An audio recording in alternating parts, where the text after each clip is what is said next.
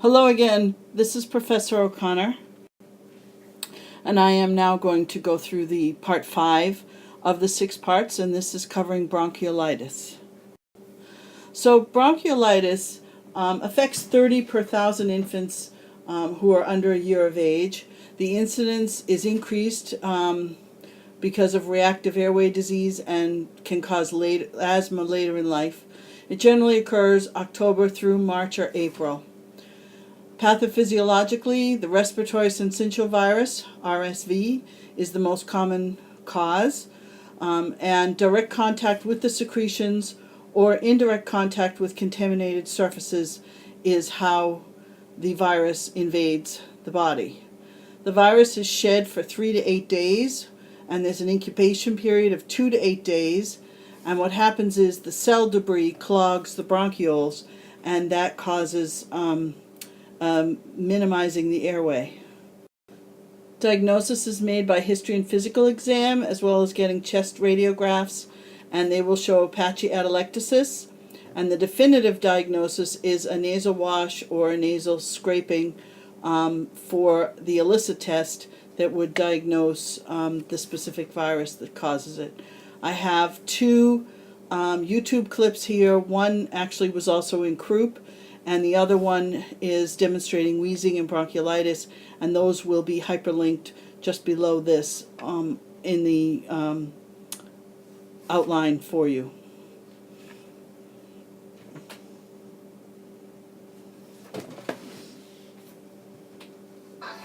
Tonight at 9 on WGBH. Oh, at 9, okay. The signs and symptoms of a child with bronchiolitis are they have rhinitis. It's a clear secretion, and it is copious. It comes out their nose, it's going down the back of their throat into their stomach. It is copious, clear secretions. They have a cough, a low-grade fever, expiratory wheezing. They will demonstrate retractions and nasal flaring, and in more severe cases, grunting. They will demonstrate poor feeding, vomiting, diarrhea, dehydration. They will have increased irritability, and they'll have severe dyspnea with a respiratory rate of greater than 70 breaths per minute.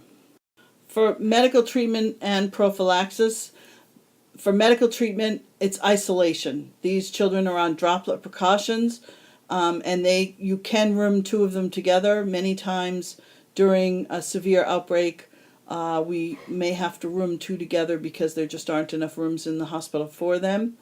They need humidified oxygen to keep their O2 sats greater than 90%. They need hydration. These children, there's so many secretions, they're obligatory nasal breathers, and they won't drink. So they get IV fluids first, and then when they're improving, then we can switch them to PO. We do nasal suctioning. Chest PT is ineffective, so it is not something you want to do. We use hypertonic saline nebs.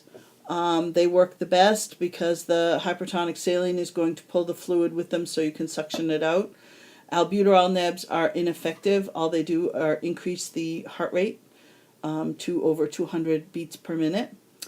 CPAP may be used for moderate to severe cases, and in most cases those children are in the intensive care unit. The prophylaxis is the key, and that is with intramuscular palivizumab or Synagis immunizations, which are given monthly via IM injection.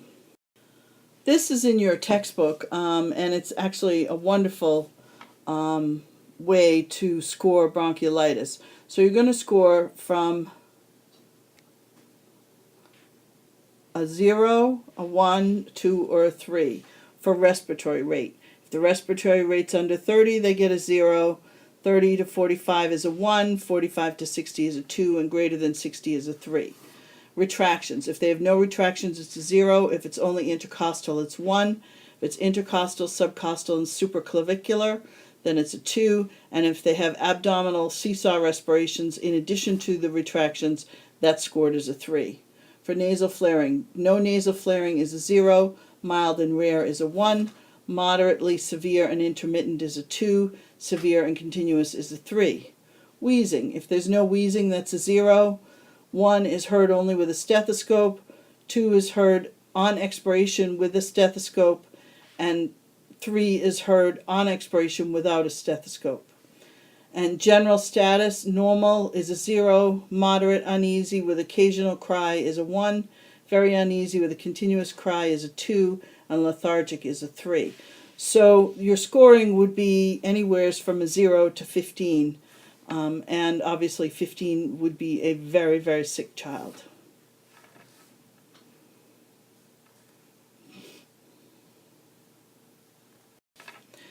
For nursing assessment, you want to find out past medical history. Does this baby have a history of chronic lung disease, such as bronchopulmonary dysplasia? Is there a history of complicated congenital heart disease? Or does the baby have an immunocompromised status? We want to obtain the birth history.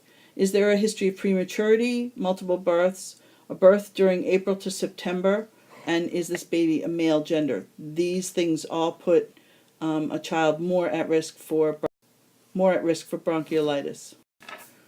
We want to obtain a current medical history. First of all, this baby should be a young age, under 2 years of age. The more severe the illness is in a baby under 6 months of age.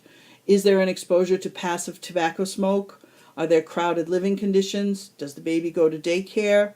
Are there school-age siblings who might bring home the illness to their younger baby sibling? Are they in the lower socioeconomic status? And is there a lack of breastfeeding? Next, we go by chief complaint, signs, and symptoms. So we're going to be looking for that clear, copious nasal drainage that's at the onset of the illness. The baby will develop pharyngitis, a low-grade fever, and they develop a cough 1 to 3 days into the illness, and then wheezing shortly after that, and that's followed by poor feeding. For our physical exam, under inspection and observation, we look at the general appearance and color of the baby, both central and peripheral. These children might show air hunger and various degrees of cyanosis and respiratory distress. They will have tachypnea and retractions. You will see accessory muscle use, grunting, periods of apnea, coughing, an audible wheeze on expiration. The baby will be listless and uninterested in feedings or surroundings or parents. For auscultation, note any adventitious breath sounds. Determine the quality of the lung fields. If it's early in the illness, you may hear wheezes scattered throughout. In a more serious case, the chest may sound quiet and without wheezing, and that's because of a significant hyperexpansion and poor air exchange. So it's actually not a good thing. Laboratory and diagnostic tests. Pulse oximetry might be significantly decreased. A chest x-ray might reveal hyperinflation and patchy atelectasis, or even an infiltration. Blood gases might show carbon dioxide retention and hypoxemia. And the key is the nasal pharyngeal washing that can identify RSV, respiratory syncytial virus, via the ELISA test, which is an enzyme-linked immunosorbent assay, or IFA, which is immunofluorescent antibody test. For our nursing management, one of the goals is to maintain a patent airway. We want to elevate the head of the bed to facilitate opening the airway, do frequent assessment and suctioning, use the Yankhauer or tonsil tip suction in older infants, and a nasal bulb suction in younger infants. For our goal of promoting adequate gas exchange, monitor the work of breathing of the baby, the respiratory rate, and the oxygen saturation. Adjust the FiO2, that is the percentage of oxygen, to maintain an O2 sat level above 93%, and elevate the head of the bed. To reduce risk for infection, institute and maintain droplet precautions. We can room 2 infants with RSV in the same room, and hand washing is absolutely imperative. We want to provide family education. Teach the family to recognize signs of a worsening condition, and they need to call the practitioner if the breathing is more rapid and more difficult, if the baby cannot feed or eat because of tachypnea, if the baby is under a year and is at higher risk, and that a cough can persist for several days to weeks after the resolution of the disease, but the baby acts well otherwise. And we want to prevent RSV disease, and that will be covered in the next slide.